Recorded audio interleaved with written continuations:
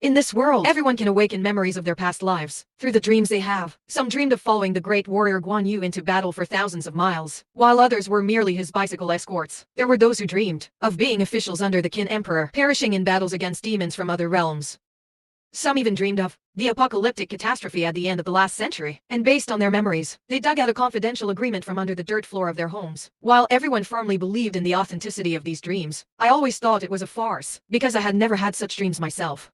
Until the Education Ministry issued a notice to conduct a dream survey across all schools nationwide. That's when I realized something was amiss. My deskmate Shen Jin asked, "Zhang, you've never had any dreams, have you? What will you put down?" I took out my pen and wrote as follows. What else could I put? Out of a population of 1.4 billion, it's impossible for everyone to have had that dream, right? And so, I wrote the words "no dream" on the survey. Then I turned to look at Shen Jin's response, which said in the dream section, dreamed of studying astrology, the I Ching, and meeting Li Chunfeng.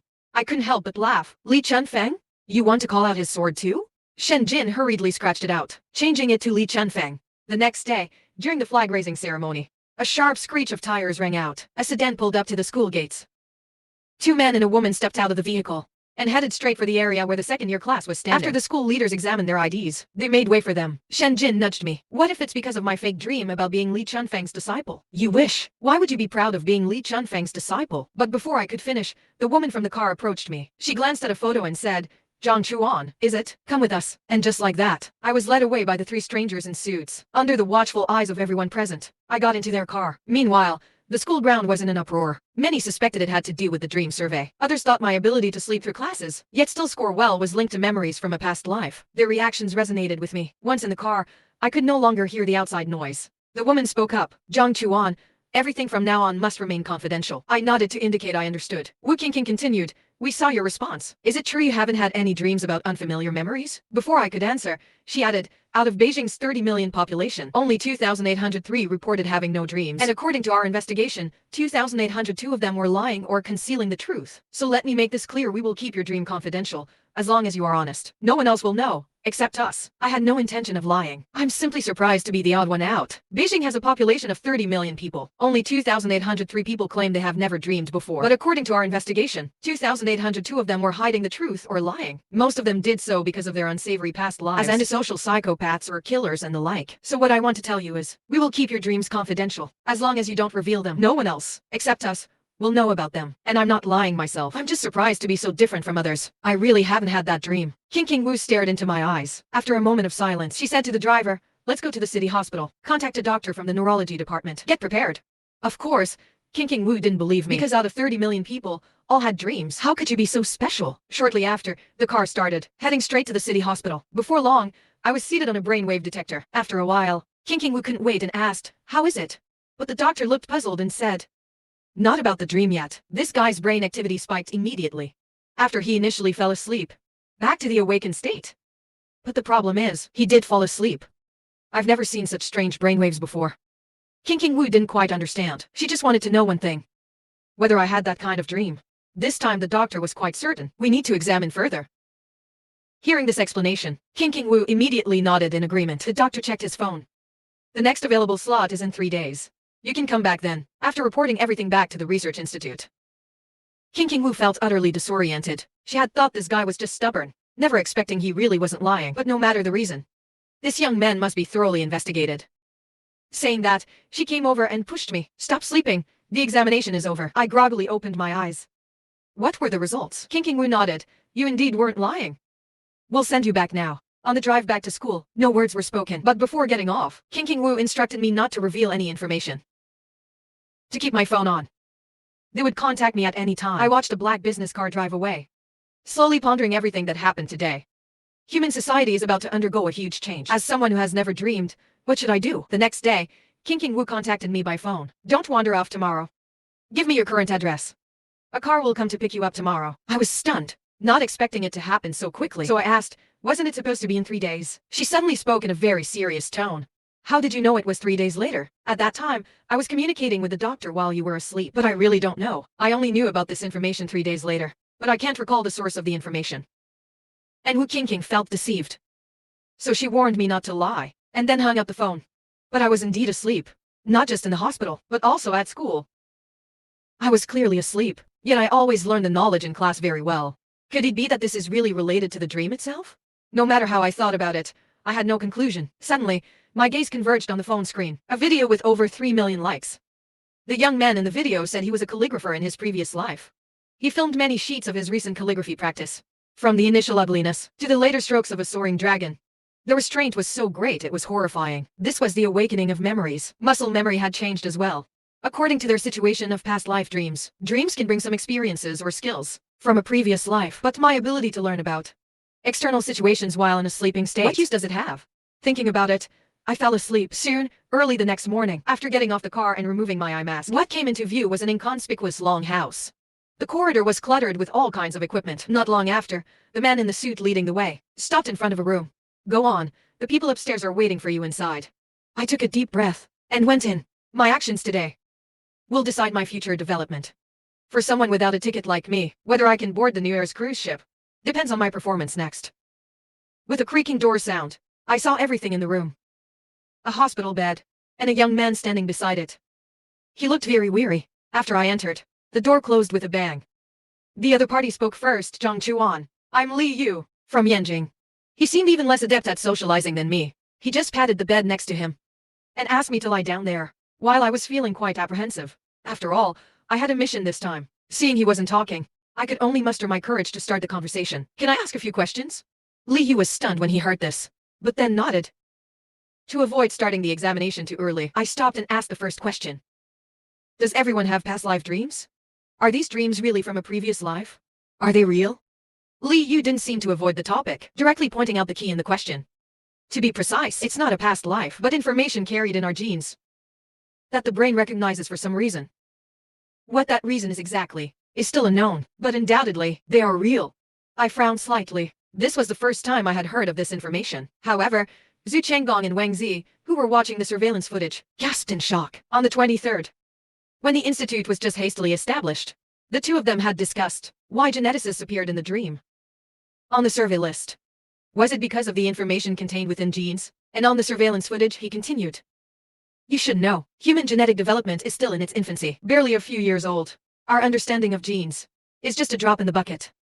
Life on Earth has evolved over 3.8 billion years, while human civilization has only emerged in the past few thousand years. Even if we start counting from the emergence of modern humans, it's only a history of 1,000,000 years. Humans are but a speck in the vastness of life's development. Li Yu's voice was cold, and he spoke rapidly, continuing to unveil this truth without pause. Although most of the genetic information within us no longer participates in protein translation, they still lie dormant within our bodies. You must understand, our genes even contain genetic information from ancient viruses. And as carriers of information, alleles may also inherit some memory fragments. For instance, people who have undergone heart transplants may acquire the previous owner's habits and memories. This represents what? I think you can guess. However, on this point, I cannot say more. According to the standards set by headquarters, even what I've just said far exceeds your level of clearance. My expression became grave. For a moment, I couldn't pinpoint the source of my unease, as I was puzzled. Li Yu spoke again. The reason I'm telling you all this, fundamentally, is that if past life memories come from genes, then those who haven't had special dreams shouldn't exist. So Zhang Chuan, who are you? The room fell silent, and his gaze suddenly became piercing. My mind felt like it was exploding. Who am I? I'm not human genes. What is this Li Yu really here to do? Is he going to get rid of me? Don't be ridiculous. Although I was deeply shaken, rationally I understood. There was some truth to what he said. If those past life memories came from genes, how could anyone not have past life dreams? And there was no issue with my human identity. Even if I hadn't had past life dreams, it's not grounds to renounce my humanity. Taking it a step further, if he suspected I wasn't human, the first thing he should do is restrain me immediately. Not engage in this long-winded discussion. So he's most likely just speculating or trying to confirm the real reason. With this train of thought, my tense spirit relaxed. Calmly, I asked Li Yu if there were any issues. Couldn't you just refuse to answer? Li Yu smiled and nodded. Can't you just refuse to answer? You said with a smile. Li Yu nodded, smiling. The report wasn't wrong, he said. You're a bit clever. Your psychological qualities are not bad either. But to return to the matter at hand, let's begin the examination. I nodded, but I did not stop speaking. Perhaps I have awakened. Memories are just dreams I've had, remembered but with no impression, needing some specific trigger to unlock them. Hearing these words, Li Yu fell into contemplation. In this laboratory, The air suddenly became still. After a long silence, Li Yu spoke again. The things you spoke of. You have experienced them. Seeing he had taken the bait, I quickly nodded. Yes, twice. Once during the brainwave scan yesterday, and once at the mobilization rally yesterday morning.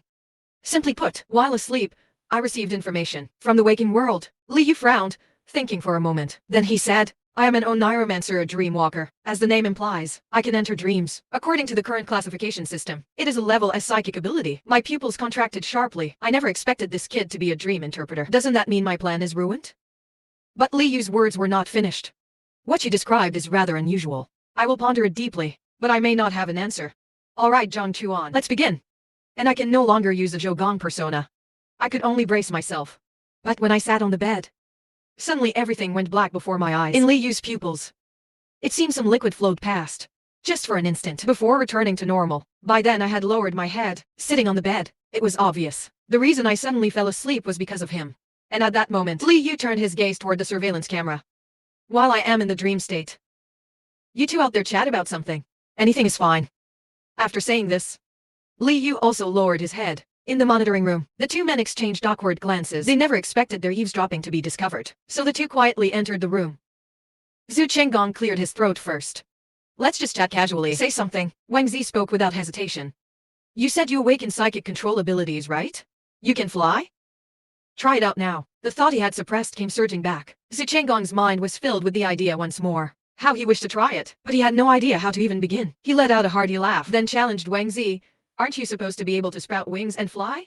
Give us a demonstration. The two men glanced at each other, then tactfully ended that line of discussion for the time being. It seemed, even if they possessed memories from past lives, awakening those abilities was not something that could be accomplished overnight.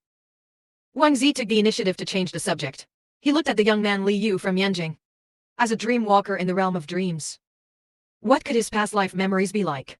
Zhu Chenggong shook his head. Even in the history of Huaxia, I've never heard of any profession involving entering dreams. Meanwhile, Wang Zi stroked his chin and thought, perhaps it's like the nightmares and strange tales from a Chinese studio? Who's to say Strange Tales isn't a technical manual? Zhu Chenggong shivered inexplicably. He vaguely recalled his own psychic abilities, involved being a Taoist exorcist in robes, and the scenarios he kept dreaming about seemed to be himself hunting some sort of demon or monster. Meanwhile, in the dream realm, Li Yu stood in pitch blackness, looking around bewildered. He had never seen such a dream before. In most people's dreams, he would see all sorts of fanciful, bizarre visions, countless fragments of memories flashing by, but this pure blackness was the first time. As if his brain had crashed after falling asleep. Yet at that very moment, when it was strangest, a point of light suddenly flared in the four-dream realm. Right after that, it rushed forth like a tidal wave, a mountain avalanche. That tremendous mental force, the sheer terror of it, made Li Yu instinctively resist. But the whiteness simply passed through him, constructing an entirely new world. Li Yu slowly rose to his feet, looking around at the vast wide expanse. But just as he was utterly perplexed, the dream realm shifted once more. A thunderous boom from the farthest reaches. Something enormous, like a mountain, hurtled at top speed, crushing inwards towards his location. The spirit realm was expelling him. He had never received any training in psychic abilities. How could he oppose this? What power did this person have, as it seemed about to flatten the realm completely? In his panic, Li Yu tried to escape this bizarre spirit world. But then he heard a voice beside his ear. Perhaps Strange Tales is literature for the masses? Li Yu instinctively looked in the direction of the voice. There stood Zhu Chenggong and Wang Zi before him, their mouths moving, saying something.